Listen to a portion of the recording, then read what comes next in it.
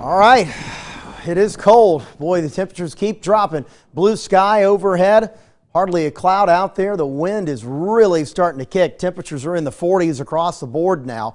And we're now seeing a lot more 30s try to sneak in too. Down to 37 in Kingstree, 39 in Walterboro, 40 St. George, 41 now in Summerville. Summerville, you'll be in the 30s, I think, by noon. And then we'll see those 30s spreading all the way to Highway 17, most likely between 1 and 2 o'clock.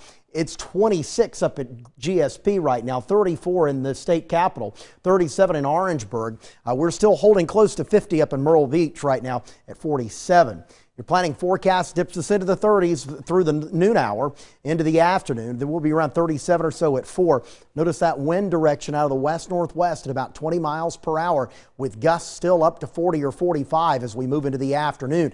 That could allow for some sporadic power outages. Most of us are going to be okay, but just don't be surprised. Now, as the wind stays with us, look what happens to our wind chill values by sunset. We're down into the teens, and those numbers continue to drop through the evening. In fact, by midnight, we've got single-digit wind chills occasionally back inland toward I-95 and up into parts of Berkeley County and Williamsburg County. Inside the Charleston Metro, they're hovering between 10 and 12.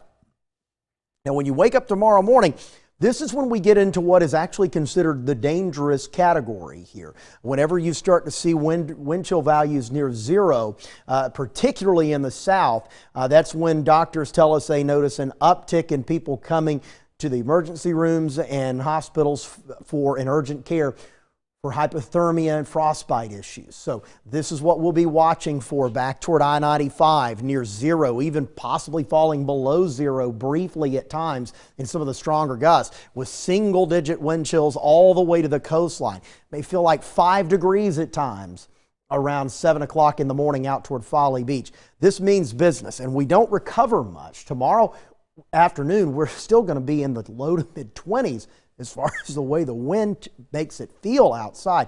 So just make sure that you're aware of that and prepared, because this isn't just something that's going to come in for a day or two and then be out of here.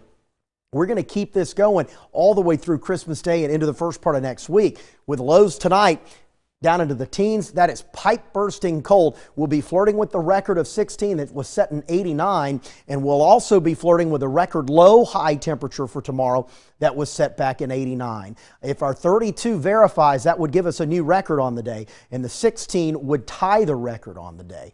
And remember, we did that in 1989 with snow on the ground. Snow is a refrigerant, okay? It cools the air. We're doing this tomorrow with sunshine and no snow.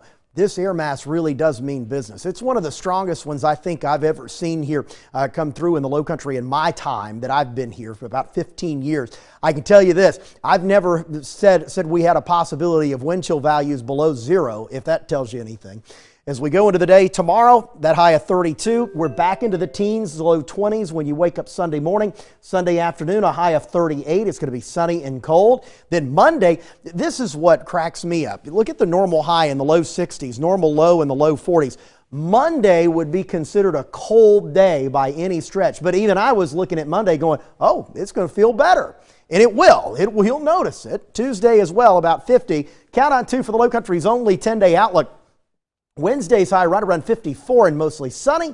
Same thing for Thursday. We're back into the mid-60s. There will be some rain possibilities Friday, Saturday, and Sunday as we ring in the new year, and high temperatures climbing back into the 60s to right around 70.